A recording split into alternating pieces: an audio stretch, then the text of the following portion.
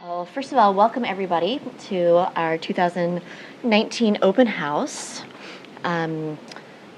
You are in the Department of Design Research, Writing, and Criticism here at SVA. If you haven't joined us before, I welcome you to our studio.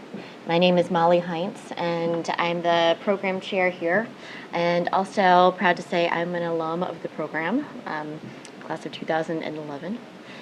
And we're almost on our 10th graduating class this year. The program was founded in 2008. And when it was founded, it was a 2-year program, but now we are a 1-year master's program. And we focus on the study of design, its context and consequences. And that allows us to kind of crack open design to really look at design writ large. We define design very broadly here, and this is one of my favorite department slides, one of our chestnuts, just to show a couple of years worth of thesis projects from earlier classes, and you can see what counts as design here is very eclectic and diverse. Anything human-made intended to serve a function, you can argue is design in our book. And, that is, it's fun and all to think of taking Mars rover or a bottle of fingernail polish and talking about the design aspects of it. But we push beyond that and try to use that really only as a starting point to ask some bigger questions. And our shorthand for that is the question, so what? So, you're interested in looking at this, but really why does that matter and why is it relevant today and what are the bigger implications? And to sort of get at those questions, our method is to take critical thinking derived from a humanities-based curriculum and combine that with journalistic tools that are part of our writing curriculum, and then apply all that to design subject matter. And when you do that, things start to get pretty interesting. One of my favorite examples is to invoke Ralph Caplan, who is a faculty member who taught here and is a well-known author on design, and he is here referencing the Woolworth counter in Greensboro, North Carolina, as one of his top examples of situation design. And some of the work that our students have done, class of 2017, Emma Ng, Designing a Better Food System, Food Startups, and the Redesign of What and How We Cook. One of her case studies was Blue Apron. Cassandra Gerardo, class of 2018, Designing Identity Through Instagram, and sort of a critical look at how Instagram works and how the design of its platform actually makes you work for Instagram. And from the class of 2019, Emily Pellerin, her thesis, Style on the Inside, Understanding Power Dynamics in the Carceral Environment Through Its Clothing, looked at the prison and jail system, and specifically clothing and accessories that are given to inmates, and how the inmates actually retool them as symbols of identity. And sorry for misalignment, but so we are working on all these types of projects on the left and types of writing assignments with the idea that they are going to be helping us refine the skills that are on the right. And that adds up to this little breakdown of stats, which includes a lot of reading, starting from the bottom, quite a few assignments, and including one big fat thesis, bringing in addition to our faculty, a lot of guest critics and lecturers, going outside the department to site visits, from construction sites to museums and galleries, getting support via scholarships from SVA as well as some outside scholarship funding, and spending what we say in shorthand is a year here, but in fact it's really 2 semesters or about 9 months from September through May. And here's some shots of class of 2019, literally in the wild and back at the studio. So the studio is a resource for students, 24/7 access. You have your own dedicated desk here. Most of the courses actually take place in this room around a seminar table, and we have a small library of resources, but this is just a satellite for the much bigger SVA library and archive that is on the east side of the campus. And in addition to having this as our home base, we, as I said, like to get out in the field and do some trips for class, but also just for fun, like this trip up to Garrison, New York last fall on the train to visit the Russell Wright House. And beyond the coursework, we have, and you can look at a breakdown of classes on our website. Beyond the coursework, we also have some special guests coming in to speak as part of our fall lecture series, which usually happens on Tuesday evenings, although you'll see there are a couple of Wednesdays and Thursdays sneaking in here. And we invite people in from the outside that we think are doing interesting work, but we also like to celebrate people that are close to our orbit who are publishing books that you might want to know about, or working on projects that we think should get some attention. So this represents a kind of combination of that. And during the daytime, during our classroom hours, we also bring in special guests, and here's just a sampling of the names of people that have come in over just the past 2 or 3 years. For example, some of them, you might know their bylines from the New Yorker, for example, or if you're a designer, you might know some of these people at the partner level at some of the bigger, more notable design firms around town. But all this to say is that we have a great network that becomes the network of our students as well. And there's all this is really made possible by our fantastic faculty, most of whom are practicing journalists, editors, writers, designers, thinkers themselves. And you can read their bios on our website. And I will not go on too much more about them, and I want to turn the floor over to one of them, who is playing a very special role this year as well, because if you haven't seen me in profile yet this evening, I'm going to be taking a few weeks off for the fall semester, and I'm really happy that Jennifer Rittner, who is on our faculty and teaches approaches to design history, is going to be stepping in as interim chair for the next couple of months. So I'm going to turn the floor over to you, Jennifer. Come on up. Thanks. Scoot right back here. Hi, everyone. So I'm Jennifer Rittner, and I've been teaching in the department for, I guess this is my 3rd year. So we'll see what happens with this interim chair. There's a big seat to fill here, but I'm going to try to just tell you what I'm doing in my class. So I've been teaching approaches to design history. And for me, this has meant really thinking about the ways in which design history is typically taught, which, as I have always seen it, and through an art history lens as well, usually some extremely well-heeled art historian tells you all the things you should know that have happened in art history. But I have to say that that's not really of interest to me. That's not how I think. I'm more interested in helping individuals surface the meanings and the ideas and the sort of connections that they can build from doing historical research. So the way I approach design history is not by telling you what you should know, but actually teaching you an historical method that allows you to ask questions on your own and to use the lenses that you want to bring into the room, into your professional practice, to become a more critical thinker around history.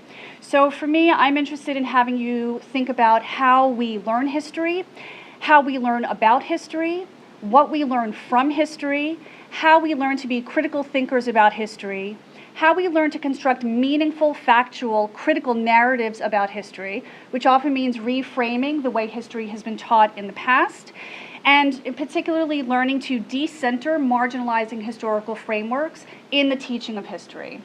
For me, in the past, when I've taught this class, and this is kind of a new construct this year, I'm just developing this methodology actually for the first time this year as we're doing 15 weeks of this, or a little bit under 15 weeks. In the past, I was really brought in to talk about design history from the perspective of marginalized or disenfranchised communities, and I think that's really interesting as well, and I can certainly lecture about that, but it's been more interesting for me to have my students come in and actually do this work together and collectively to surface ideas in design history that are meaningful. And so the historical method is essentially a method of academic rigor, which is that first, you develop a line of inquiry around an idea or a concept or an object, that you yourself take responsibility for developing out what can surface when you ask questions about an object or an idea, that you accumulate data points, develop insights, and start to find patterns that emerge in doing research, that you become responsible for reflecting on what you know, how you know it, what does it mean to know something? What else do you need to know to investigate the question further?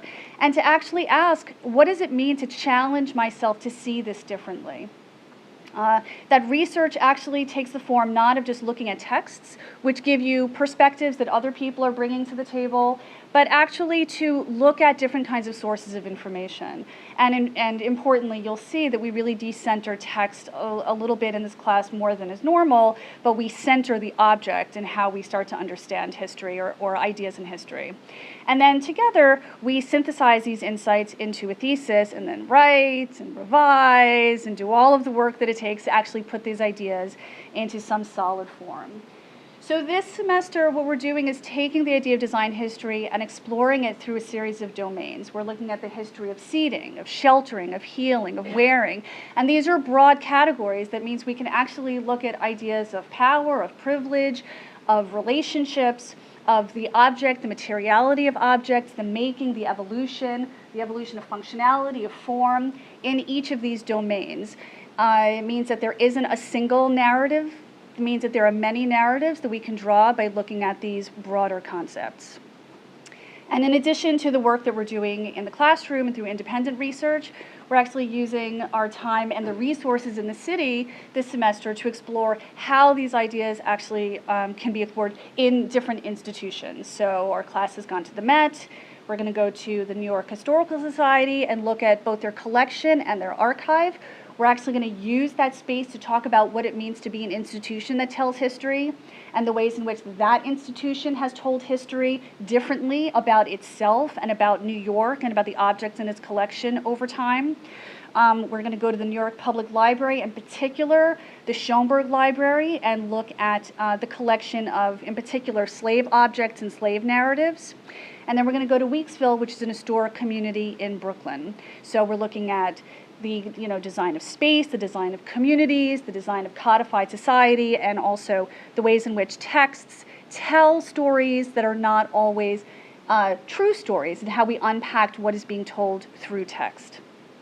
So we are centering objects, and we're looking at objects as both literal reflections of making and use, and also the lyrical qualities that are embedded in these objects. So the ways in which we see the values that are brought when we look closely at objects, and the intentionality, and in particular, I don't know if we want to do this exercise here, but I always want everyone to look right here at this little space where you can see it's almost like the extension of an arm and the thumbprint holding the bowl, and this idea that the object itself embodies the feeling of nurture and of care, that the object is an extension of a set of values that we are bringing into our desire and our care to be in community with one another. And so we ask, what does it mean for objects to tell us stories? That they tell us stories about utility, yes, and functionality, of course, that we can ask questions about the methods of production and the kind of tools that are used to make these objects, and also about the availability of material, which brings us into questions about commerce and trade, that we can use these objects to tell stories about relationships, about people and our relationship to the natural world, that we are obviously unpacking a lot of ideas about cultural values and what it means to look at these objects in the past and the values that are perpetuated all the way into the present, and of course, issues of status and access and privilege. And we do that with objects that seem very heady and beautiful and historic and monumental, but we also do it through objects that are very simple, very ordinary. And we unpack what are the values that we understand about these very simple, very ordinary objects, and the way in which we can understand them better when we ask more profound questions about them, that everything has an intention, and that it's our responsibility to unpack those intentions. One of the challenges for me in teaching is that I speak very quickly, and I realize I have done that here again, but it's because I get really excited about the things that we're talking about. So in class, everybody has to, every once in a while somebody tells me to slow down, and I promise you I do try to slow down. But these are the kind of issues that we are talking about in Approaches to Design History. And so we look forward to learning with all of you. And after we have a chance to go through all of the presentations, maybe students will show you some of the work that we've been doing to visualize some of the questions that we are asking here about design history. So thank you. And I will, should I announce Alicia? Alicia, who is one of our students in the class of 2020, is going to come up and hopefully talk to you about what she's been working on and how she came here. Thank you. Great. So my name is Alicia, and I find myself here at DCRIT because I'm passionate about a lot of things. I have a background in architecture and social work, and most of my work has been in the architecture capacity in an architecture firm, which you'll see some of that work in the coming slides. But I'm at a moment where I'm realizing that my career doesn't necessarily have to be linear. And in this moment, my passions are not prioritizing themselves, and it's becoming an issue. So in an effort to trust this moment and let the chips fall where they may, I've come to DCRIT and here tonight to just simply talk about shit I like. I like thinking about space and how our spatial realities can be awakened to profoundly challenge our perceptions of what we know to be true. Like a project I did on redesigning the infrastructure of suburbs into massive towers that integrate commerce and living side by side. I like thinking about legacies of all sorts, like the legacy of my grandparents, Charlie and Inez Hill, who raised their 8 children on a farm in Arkansas, a farm I'm meant to inherit, but I'm also interested in drawing links to legacies that are unseen and abstract as well. For instance, the legacy of soil. The legacy of soil in my family, it's a substance that provided for all 8 of my aunts and uncle to be first-generation college students, graduates actually, of a Black World War II vet and a school teacher. Soil also holds the blood of those racially persecuted in the South, a legacy that still haunts the collective memories of family members as they quietly tell me stories of burning crosses on the front lawn of the family house on that farm. I was blessed to be able to explore this legacy in a project that collected soil of every lynching site in Alabama as part of a community engagement effort, which eventually became an exhibition in Montgomery, Alabama. This project was a part of a larger project as well. A project meant to physically manifest the overwhelming fear, pain, and healing caused by decades of state-sanctioned racial terror that affected millions. These past few images are of the National Memorial to Peace and Justice, a project I worked on for about 3 years at a firm. The modules hanging from the ceiling represent each county with a recorded lynching. While this is a physical space you can embody, it also serves this immersive data visualization, which gives you a sense of how immense racial terror has been in this country. I also like thinking about self-expression and content creation as a way to investigate Black speculative futures, which just means I like to be nerdy while Black. So like how N.K. Jemisin does in her trilogy of dark-skinned superheroes who draw their powers from their Earth's core in her Broken Earth series.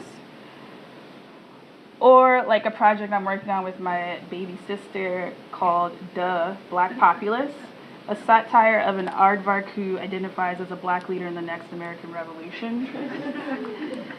So I could go on, but since this is meant to be short and sweet, I'll give you some insight on what I told SVA to get in here, since a random list of shit I like would not quite cut it. This is Brooklyn, Illinois. So on the east bank of the Mississippi River, directly across from St. Louis, where I went to school, sits Brooklyn, Illinois. Established in 1829, Brooklyn is the oldest African-American incorporated town in the United States. It was part of a network of settlements across the U.S. established by freed and runaway slaves during the 18th and 19th centuries when the institution of slavery was legally upheld. These spaces, known as Maroon Villages, are, or the more contemporary term, free colonies, or free villages, were created to escape captivity under the watchful eye and racial terror of slave owners. Free colonies often existed in secluded and hidden landscapes. However, after the Emancipation Declaration of 1865, with freedom in their grasp, Blacks morphed the notion of all Black independent towns into more visible beacons of Black life, complete with their own autonomous political, economic, and social structures, reminiscent of the hidden settlements that came before.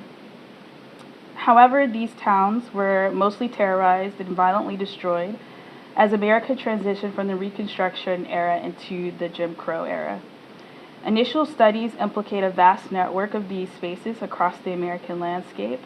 However, this area of research has been largely unexplored by scholars in architecture, urban planning, and history at large.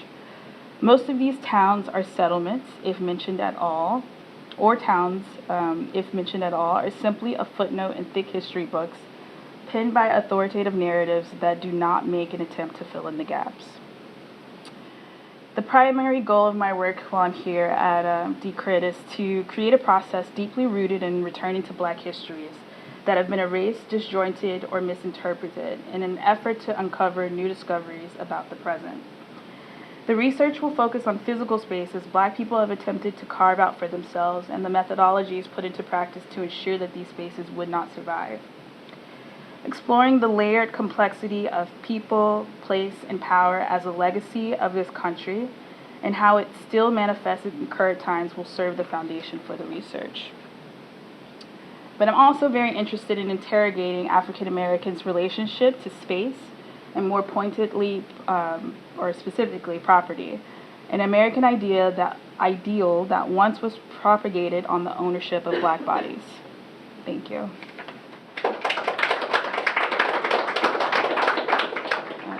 Next, our wonderful faculty member, Karrie Jacobs. Okay, well, Alicia is a very hard act to follow. Let's see. Okay. I'm going to talk a little bit about shit I find interesting.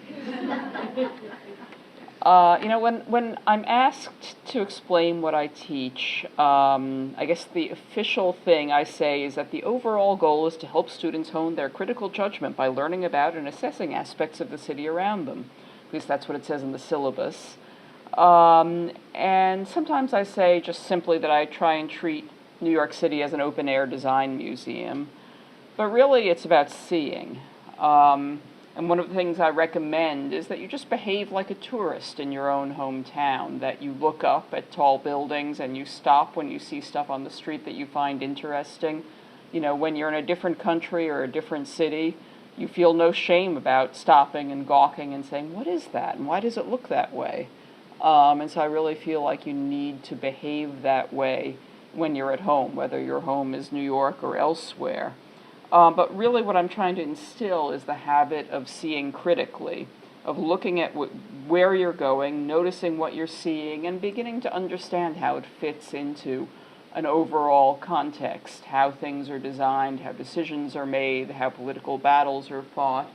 And it dovetails with what I do professionally, which is writing not so much about architecture, but about how buildings fit into cities and how buildings happen, and really about how cities work. And I just wanted to use this photo today as an example. One day back in May, I was in Dumbo, and an architect I had met with said, "Oh, you really have to go up and see the public roof deck at Empire Stores," which is a former, I think there was a tobacco warehouse that is now full of restaurants and offices. And so anyway, so one day I climbed up to the roof of Empire Stores, and I just stood there staring at the building on the other side of the river, which I've been staring at from different angles for a while. The thing is called 1 Manhattan Square. It is, of course, a condo tower. It's not quite as close to the Manhattan Bridge as it looks in this photo. I'm one of these weird people who really likes the Manhattan Bridge, and I've been sort of offended by this tower for a while, but I hadn't really thought it through. So I climbed up on the roof, I shot a photo, I did what one does, which is I tweeted it, and all of a sudden I had people saying, "Oh yeah, I hate this tower too, this really sucks, this is the worst," and then I had other people who were saying, "Oh, this woman from New York thinks it's bad they're building tall buildings in Manhattan. What's wrong with her?" And there was a lot of that. And so I really started thinking this building through, which of course, when I start thinking something through, means I'm probably going to write about it. And I realized that there were actually 4 other towers of roughly that scale that were going to get built in the same neighborhood, just north of the Manhattan Bridge. That neighborhood is actually called Two Bridges, and most of what's there is low-income or middle-income or low-income senior housing that has been built there since the 1960s, and that the zoning that was going to allow these tall towers to be built actually dates from the early 1960s. And it was zoned really, really dense, like the way you would zone, say, Midtown Manhattan, but this is actually a fairly obscure neighborhood that nobody who doesn't live there goes to very much. And so I spent a lot of time just trying to figure out the mystery of the zoning, and finally realized, oh, okay, it was zoned that way, not just for urban renewal, but for a particular project that had, a couple of big apartment buildings and a courtyard and smaller buildings, and it was going to have landfill on the East River and footbridges, and the thing they were doing the landfill for was going to be a shipping terminal for the Belgian Star Line, which turns out to be a freight shipping line, meaning that this development was probably for longshoremen, and it was very certainly developed for low-income and middle-income and working-class people. And it took me a long time to sort of find the proof of the thing that I kind of almost felt instinctively when I've been looking at this building, but there was a loophole in the zoning, or there was a loophole that was created by this 1961 zoning. And it's a long, complicated story that I won't go into, but that allowed luxury developers to come in and build at that scale. And so that's the sort of stuff that in my professional life interests me. And what I try and teach is, and I don't expect my students to care that much about zoning or, floor area ratio or geek out on that kind of stuff. But what I try and teach is just how to see things on the street and figure out why they are the way they are.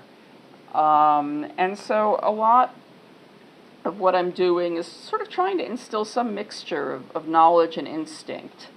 I'm trying to cultivate curiosity, and I'd like the students to know, when the city is speaking to them, and to have the tools to figure out what it's saying. And so what we've done as a group so far this year is we visited Hudson Yards, and I gave them the impossible assignment of finding some aspect of Hudson Yards that they genuinely liked. We've toured Times Square. Times Square is kind of a perennial favorite in my class, and we sit on the red steps in the middle and try and analyze the component parts to see the layers, to see what's actually there underneath the signs.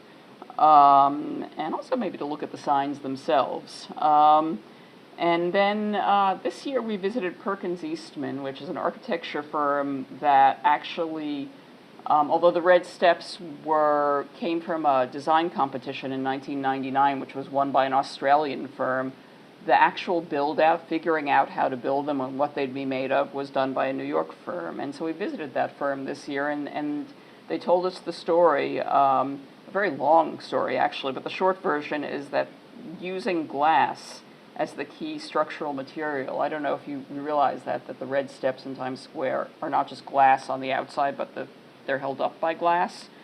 So using glass as a key structural material on a set of steps that could hold 1,000 people at once is actually a pretty hard thing to figure out. The students have also visited Muji and Jack's 99-cent store, where they search for beauty, and sometimes successfully.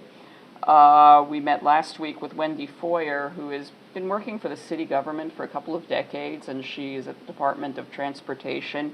And her department is pretty much responsible for the stuff you see on the street, like bike racks and benches and bus shelters. And they also do works of art. And so she does something that New York City thinks of as beautification.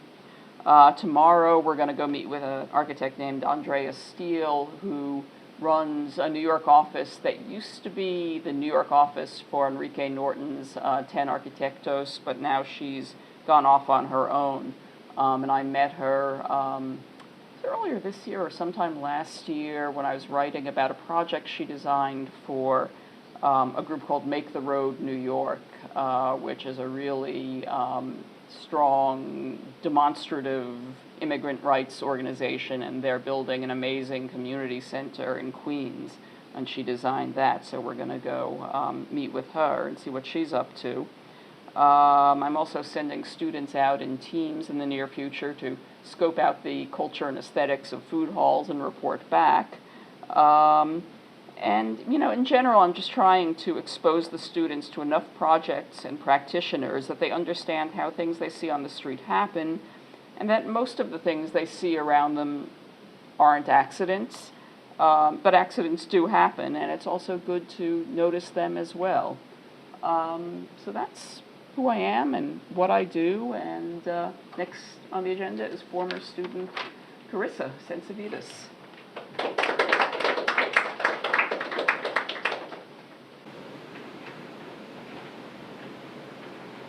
Thanks, Karrie. I really enjoyed your class.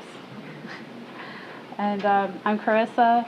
I'm class of 2017, and I'm a partner in the design studio Will Work for Good. I wanted to share just a little bit of background, and then I have a little video to show. So when I came here, my research questions were around why is healthcare obsessed with real-world data, and I wanted to map these global healthcare systems. And then when I came to SVA, I realized that my point of entry were small, patient-made communities. And I studied the digital objects that they made to generate and distribute their own data. And those tools became my way of demonstrating what was broken or missing in the healthcare systems that were rapidly evolving. So since then, my thesis got condensed into an academic article called Reparative Design, and then it also exploded into a series of zines and events called Data Feels. And that led me to an invitation to participate in an event in Belgium that I couldn't go to, so I made a video. But I thought if I shared the video, it would give you a flavor of like how this research that started at SVA continues to keep morphing. And I also brought some of the zines, so you feel free to have those too. Let's see if the technical works out for me here. All right, so it's a little beyond the minute, so I'm going to try to like press play. Oh, no, that didn't work. Eric, help! Hold on. I have the magic touch here. Okay, I think if we press Oh, that, yes? but then I No. need to, yeah. And then I could skip ahead. Because see, it's 6 minutes, so I can skip Where do you want to go? to 1 minute in. 1 minute. Okay. And I recorded it while I had a cold, so my voice is really great. I'm going to share a few things that are just starting to come together in my mind. Making medicine includes humans and non-humans in complex contingencies and mutual incorporation.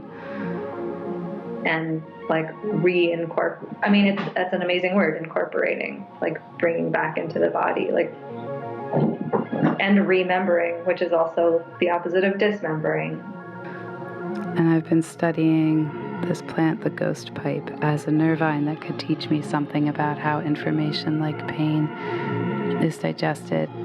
The ghost pipe modulates sensory input, and it actually resembles a brain and a spinal cord. It's also known as a corpse plant. It has no chlorophyll and pulls nutrients from tree roots and mycelium. Mycelium is a fungal membrane that transmits information beneath the ground in a structure resembling the World Wide Web. I have read ghost pipe taps its roots into the place where the mycelium meets the rhizome, drawing nutrients from plant and fungus, two very different processing systems that give the ghost pipe a dual nature. When made into a tincture, their white bells turn a dark purple. Herbalists say when ingested, it puts your pain beside you.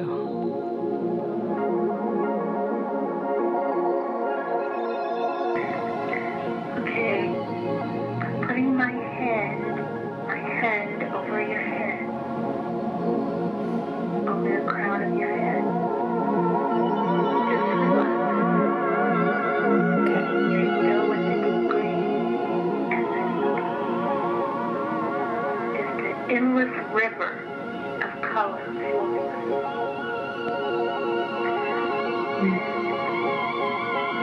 My hand is over your But like, it's okay to talk about it. And it's okay to show feelings. And it's okay to show feelings. from the universe.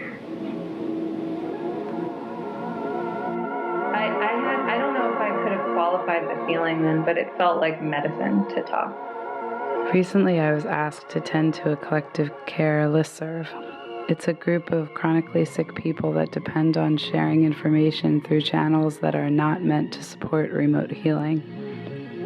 We present what in those medical and scientific circles is known as anecdotal evidence, which is not evidence for them. Right. It means your personal experience is actually in those terms nothing. How we sense knowledge and record feelings online are parasitic to systems of health and tech. We are feeling around for ways that data decays and breaks down so that it might feed our interfacing bodies, remote and tenuous and multiple, as part of the simultaneous splittings and mendings that make up a web of care for many kinds of life.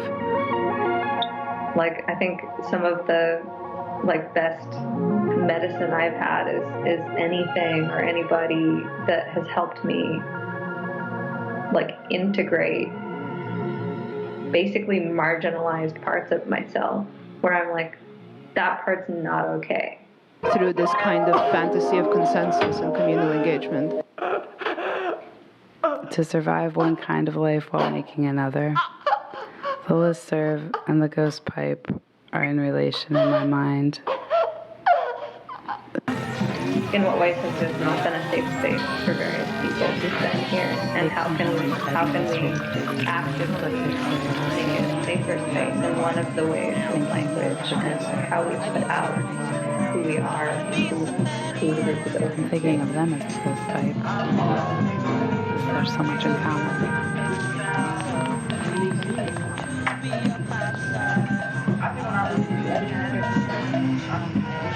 It's hard to be a girl, but I love it.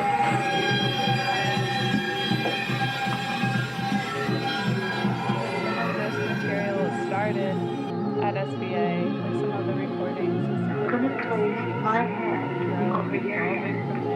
And I don't know how to make it stop. Because this says whoops here, so I'm not sure. You can come back and save it? Alright, thanks.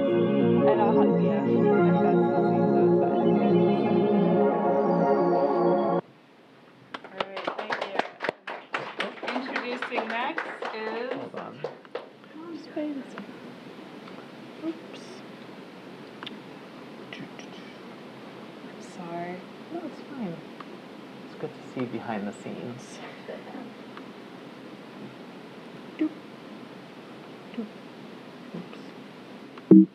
Yeah, it doesn't...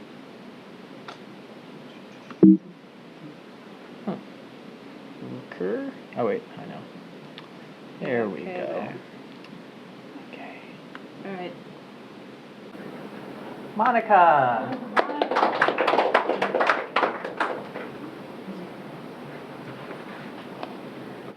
Hi, I'm Monica. I just graduated in May, as this says.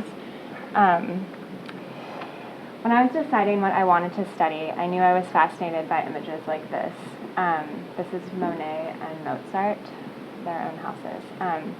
I wanted to research the past in service of the future and the spaces that people live in and the things that they surround themselves with.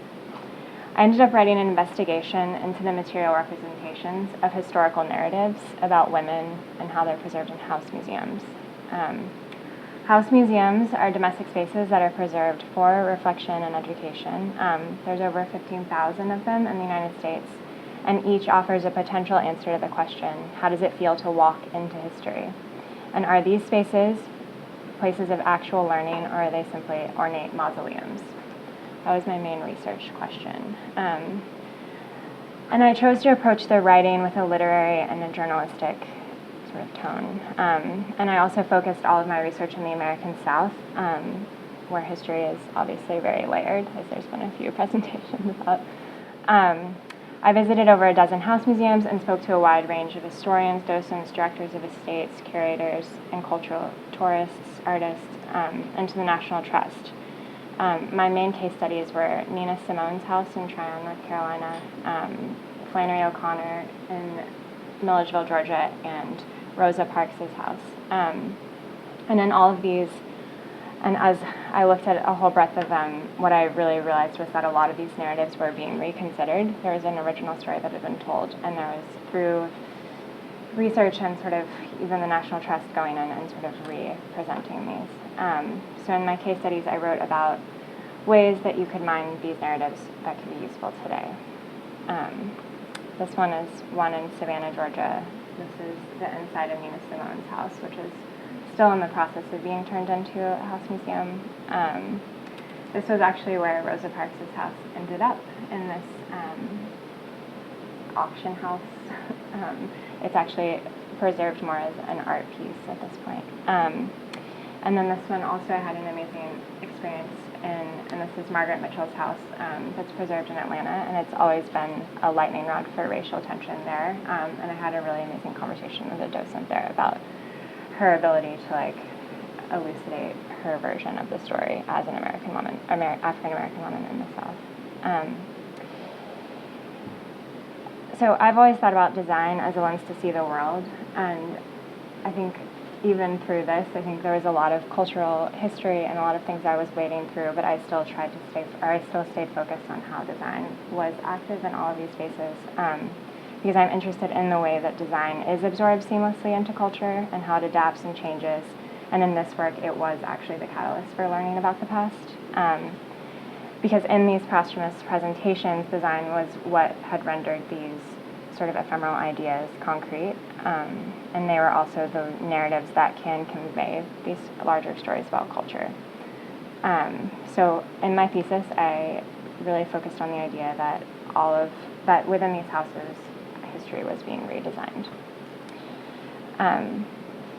I also really love writing, so that's why I came to this program, because I wanted to exercise design as a way to write about culture. So my plan now is making a lot of books and writing more.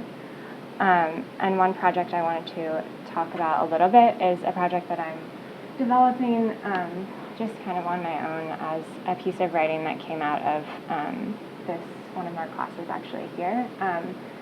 And I think what's really amazing is that this program allows for a really critical take, but then also there is some times where we could be a little more philosophical and approach it from a literary angle, or it really from a writing perspective, there's different ways into all of the topics. So this piece was much more kind of meditative about what history feels like, and I'm developing this sort of pamphlet series that will use some of the methodologies that I established here to approach some of these houses and spaces. So the next thing is I also helped in the end in setting up our symposium, which was a really amazing experience. This book that you guys have is from that. And this was the sort of manifesto we wrote about it. The name of the symposium was Precarious 2019, and we broke all of our work into 4 categories, which was planets, practices, places, and patterns. But this was our manifesto that was was encapsulating all of our work in sort of 2019 and really rooting it in this space that we felt was precarious as far as the planet and politically and a lot of things. I'm going to play one of the videos also that we made. Is it going to work? Should I just press? Okay. Precarious are the planets that we reside upon.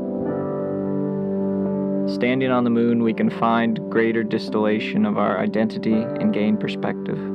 With it, we might see the invisible tethers that tie us down to our planetary foundations. In precarious planets, we examine projections.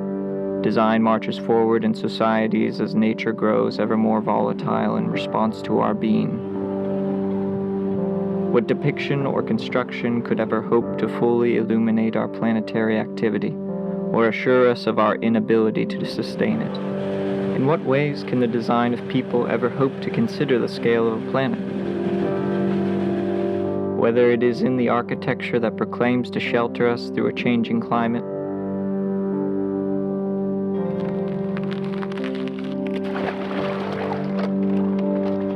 or in the images of a planet as it collapses upon itself. Upon these precarious planets, we will look at design as it works desperately to facilitate our earthly experience. This is also all of us. We created all of this work. So again, the symposium is sort of a project that the students take on at the end, and we created this book also that you have, so I put a few pictures of that, and I also feel like this intro really sums up also what we were doing. There's possibility and precarity. The world is in flux, teetering on the edge of perpetual change, and all of this was ideas that were in all of our work, that definitions are hazy, cultures are liminal, the planet is our home, but perhaps it isn't habitable anymore, and we've employed design as a lens to see the world. And design, again, as a lens to see the world is something that I definitely still think about now, and is also what most of the discourse in this program is about, obviously. And I think because it has been absorbed into everything, I think what this allowed us to do was create this frame of today, again, to bring all of our work into. And I also really love, just that through the research and interviews and everything, we created a lexicon of connected and sometimes overlapping ideas for possible futures that informed our internal discourse and all of our writing as one. So yeah, I recommend picking up the book. Anyway, thank you.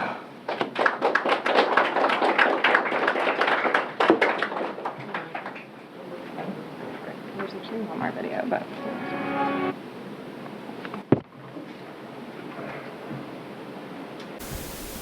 So I don't have a fancy presentation, but I'll try and be brief. And just a quick introduction about me. I am a writer, editor, journalist. I co-founded a company called The Slowdown. We make a podcast called Time Sensitive that's been live now for about 4 months and downloaded almost 120,000 times. We're focused primarily on culture, nature, and the future, although I would say design certainly falls within that realm. And I came to this new company through a design lens. I was the editor-in-chief of Surface magazine for 5 years, spent 8 years at the company. And in addition to the Slowdown, I'm working with Phaidon as their editor-at-large, where I produce books and deliver projects to them, sort of ranging from either overseeing something from A to Z or just helping package a project and bring it to the publisher. Which actually, I should mention, since Monica just presented, I was really inspired by her thesis, and I was talking to some people at Phaidon, and it turned out that they were actually developing a book on artist homes. So I introduced her, and now she's working as a researcher on the book. So my course that I taught this past spring, it's sort of the design media workshop that happens every spring, and we focus primarily on design as it is mediated. So we looked at design across a whole spectrum of media, from podcasts to digital media to magazines to books to exhibitions and trade shows, and really thinking about the modes and methods for communicating design to a broad audience. So again, this notion of looking at the world through the lens of design, I think it's very often, especially in media and journalism, not Karrie, of course, but there are a lot of people in media who tend to be very trade focused, and it becomes this like looking at the design world. But obviously everyone in this room, I'm sure, knows that the world has so much to say about design's role in it. So this class kind of looked at, okay, how is that being mediated? So we started with how we got here, kind of looking at coverage of design, architecture, with a focus mostly on criticism and general interest news. So students listened to a particular Terry Gross episode on NPR that was really fun for us all to talk about. Watched different news items, read Lewis Mumford text, Ada Louise Huxtable, Paul Goldberger, Alexandra Lang, Sarah Goldhagen, and we also discussed tone, voice, approach, how all of this has evolved over time, how the internet is reshaping how we use words in relationship to talking about design. The second class was focused on the current state of media, so really looking at how is technology and media intersecting right now, how is this reshaping how we consume and understand design. So students sort of were each assigned a 500-word review and had to look at a particular design platform. So one student had Netflix Abstract, she's actually in the room, and other students had more traditional outlets like magazines. A couple of them had blogs. One of them got an e-commerce platform that had its own editorial component, which creates all sorts of conflicting dynamics. The third class was making a design media platform. So at the end of the day, this was meant to be a pragmatic workshop. So like, how can I take the tools I learn in this class and actually bring them into the real world? So we started that class actually with a panel discussion. 4 different people came in from across sort of the media spectrum. One was the head of Cameron, New York, which is a PR agency in New York that works on communications across design all over the world, actually. They have a London office as well. The style and interiors editor for Town & Country, the editor-in-chief of Dwell, and the founder of Architizer all came in. And had, a lot of roller coaster stories to talk about the state of media. The students also had an assignment that class that was similar, where they got a whole other grouping of platforms, and in this case had to do individual presentations with slides, and then we all kind of discuss the goods and ills of each respective platform. In the fourth class, we focused on editorial voice and brand marketing. I know, like, marketing, not cool, but it was interesting in the sense that it was really about, like, how to build trust, what makes a certain writer or podcaster or platform stand out. I mean, it's really crowded out there, so how do you stand out? How do you grow an audience? How can anyone pay attention in this age of distraction? So we kind of discussed all of those things and had readings connected to them, related to different writings that scholars have done most of them were actually written within the last year, so it was very, like, timely, as opposed to reading things from, like, 10 years ago that now are not relevant. And then class 5 was final presentations. So the students obviously knew going into this course, okay, this is what the course is working toward, this is where most of the grade is coming from, and it was focused on sort of what's your platform if you were to create one. So it was sort of taking this, like, imaginary idea of, like, if I were to bring a vessel into the world, what would that vessel be? And it was an amazing range of things, and they presented it sort of Shark Tank style to a panel.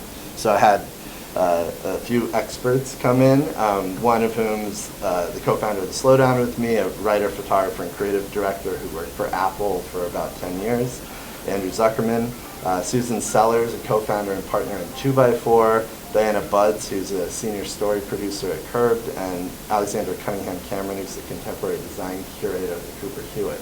So there's a wide range of talent on the panel, and they gave, I thought, very astute and good responses, some of which actually proved helpful beyond the class, and I know some students have met with the people who were on that panel.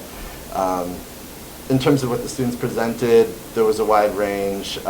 One student looked at sort of trends in camping as it relates to design, which I thought was a really sharp idea and could actually go really far. Another student did a demographic study of the media landscape in India. He's from India, and I thought it was a really shrewd take on understanding how a digital media platform can be built around an audience before you even kind of come up with the concept for it. Monica came up with an idea that doing sort of a literary book series where you have writers that normally might not write about design, are known maybe more as literary writers, which I think actually has total marketability. And another student did a podcast about the stories behind flags, which may sound very esoteric, but when you think about the story behind just any flag, that thing has crazy legs. Like, she could go very far with that. And I also talked to her post-class about turning it into a book, because I thought that actually the format made a lot of sense. So hopefully this gave you sort of a general overview of what that workshop is like.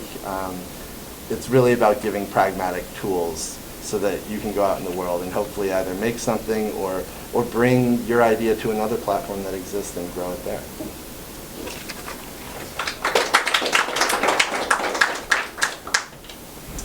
Okay, so for the potential MAs in the room, that was sort of a sampler menu of what we've got going on here in the program. But while everybody's in this room, I know there are a few alums here that haven't spoken tonight. I think you've heard from all our faculty. So first, I'd like if you're a current student, class of 2020, raise your hand. All right, so if you are interested in talking to a current student, these are your go-to people after the session. And then if you are an alum, I'm going to ask you to raise your hand, and then just, if you haven't already spoken, say what you're up to now. So, okay, so Sandra, let's start over here with you. Hi, I'm a designer and strategist. My small And Trilby? Hi everyone, I teach in the MFA Computer Arts Department across the street. So I'm close to home, right here. And Ida? My name is Ida Benedetto. I do experience design. My thesis here was on design and transformative social experiences, and right now I work at the consultancy SY Partners. And Anne? I'm Anne Quinto. I'm a journalist. I write for sports. I cover design art. Excellent. All right. Oh, and hi, Cecilia. Hi.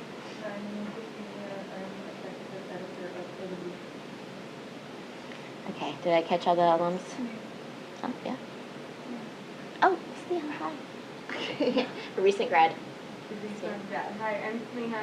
I just graduated in 2019, and I'm working on my thesis, which is on education and multi-education. Excellent.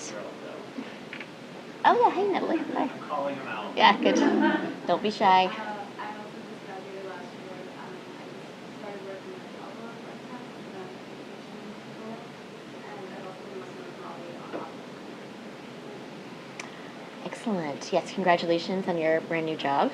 And another note, you may have caught Anne's name up on a slide earlier. She's going to be first on November 19th, right, moderating a talk with Steve Heller and a colleague of his about Steve's new book on symbols of heat,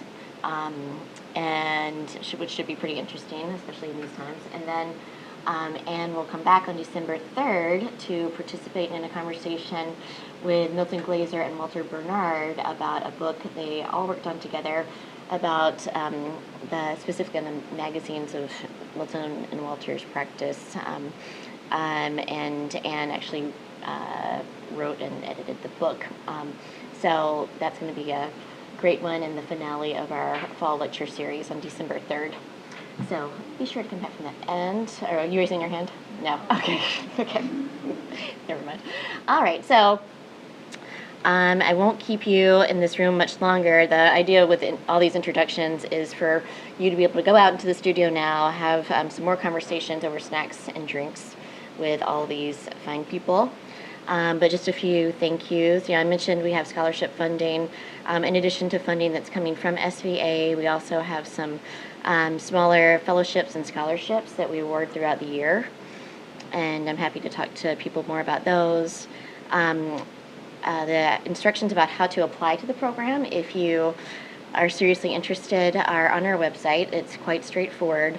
I will tell you that our priority application deadline is January 15th for this coming year if you want to be in the class of 2021. So priority application means that you would be in the first round considered for scholarship funding. We do accept applications on a rolling basis thereafter, though. So try to get your application in by the 15th. If you cannot, we will still accept it. And I will take a few questions, or if you have questions for any of our faculty and alums, we can take a few here right now before we break up. Does anybody have any burning questions they want to ask? If you don't, it's okay. Yeah.